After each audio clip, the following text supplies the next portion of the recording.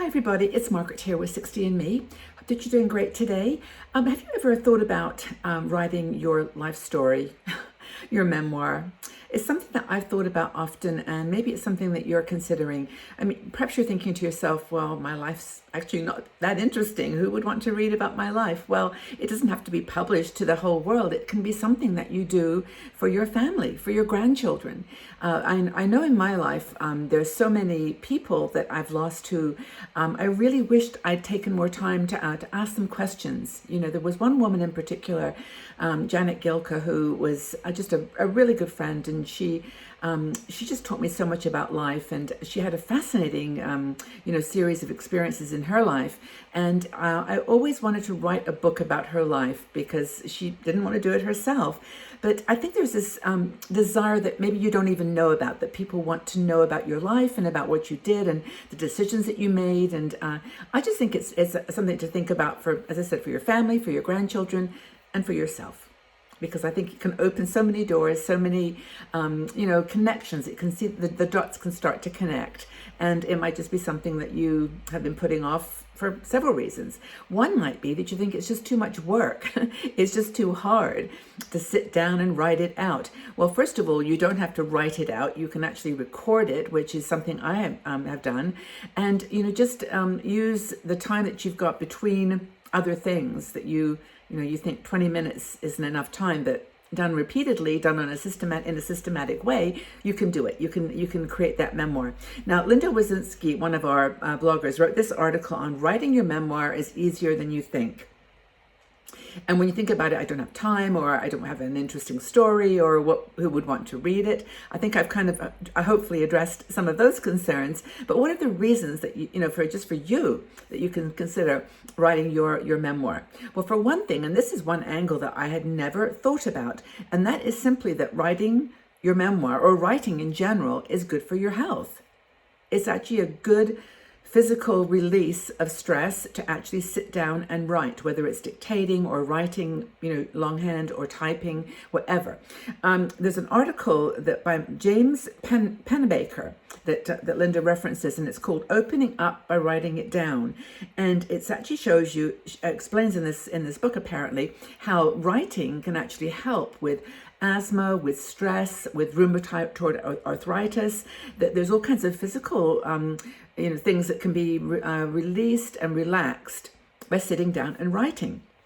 She also talks about the Pomodoro, am I pronouncing that correctly? Pomodoro technique, which is a technique of writing, and a lot of writers apparently use this technique of writing for 25 minutes, taking a 5-minute break, and then writing for another 20 minutes or 25 minutes. And, when we think about how we spend our days, I mean, it's almost certain that you can find, 20 minutes or 40 minutes to allocate to this process. And it doesn't have to be, for years. You can accomplish this in a few weeks or months, whatever pace. I actually have a book. It's called The Book of Me. And it was one of these books where you write in the book answers to questions.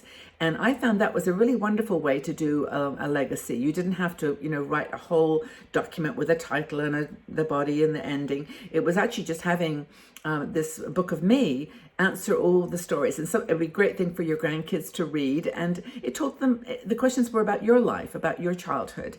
What was important to you? What was your relationship with your family? Where did you live? What was your house like? And that's another way of using that time, that 20 minutes, that Pomodoro method, to sort of find 40 minutes in a day to actually write down your life, your thoughts. You say to yourself, I don't have anything to say. What's the point? I've made so many mistakes. You can go on and on about why your story isn't a good one. And maybe you're not a celebrity, but people can learn from ordinary people. You probably just don't realize the things that you have done in your life that are potentially life-changing for someone else.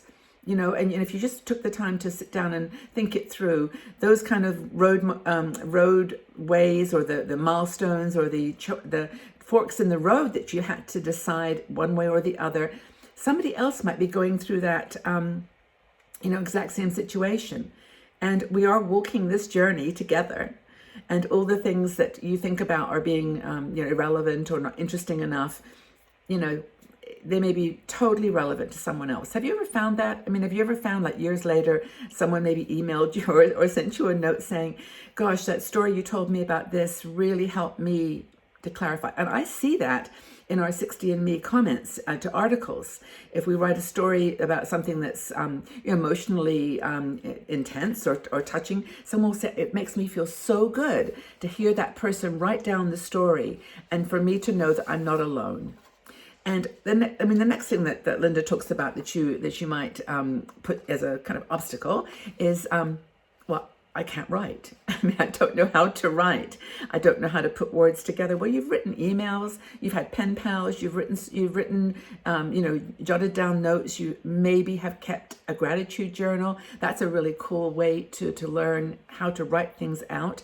But it doesn't have to be perfect English. By the way, Grammarly is a really good tool. It's free to install it on your computer, and it kind of helps you with grammar and structure of your writing. And there's others too. I think Hemingway is another one.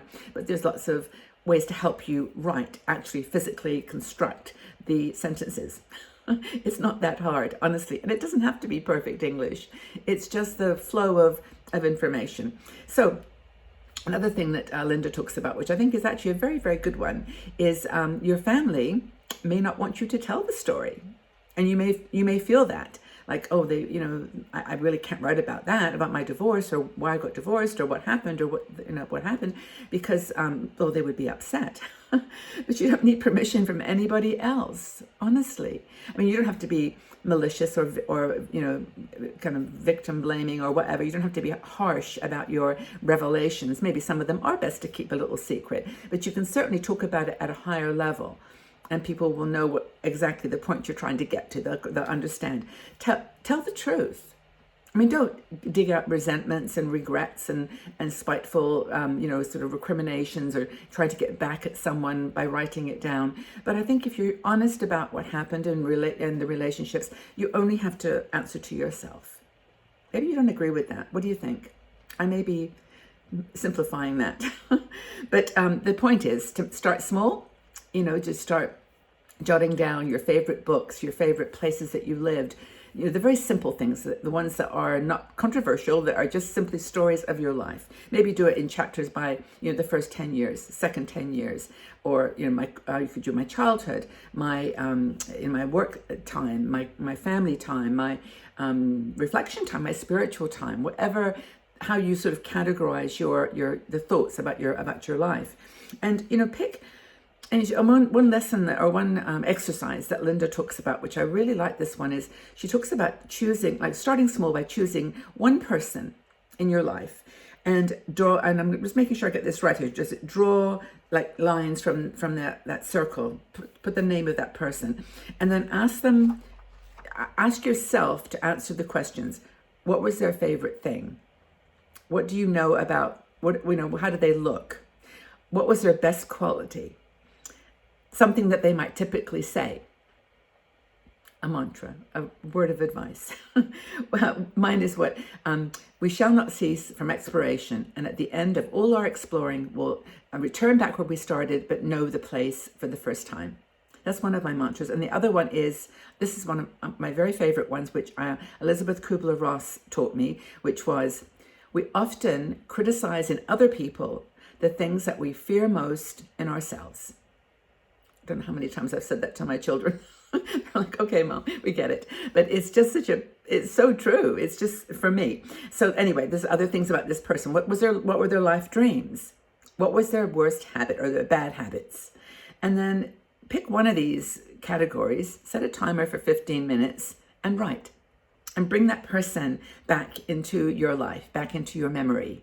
I think it's a really cool exercise. You don't have to write a whole book. You can write a short story. But I think just putting down some facts about your background, what you learned, your wisdom as an older woman, and having it available, put it with your will for people to read and enjoy and learn about you. It's a really cool thing to do. Is this something that you've thought about doing? Have you actually written your biography or your autobiography? Have you written a memoir? Leave your comments below. Let's have a chat about it. I think it'd be really cool. And if you've got any questions or any doubts about getting started, put your question out there and let people help you move you along on the journey. Thank you so much for being here, for listening, and hopefully you enjoyed this conversation. And by your side always, take really good care of yourself, stay strong, and we'll talk again soon.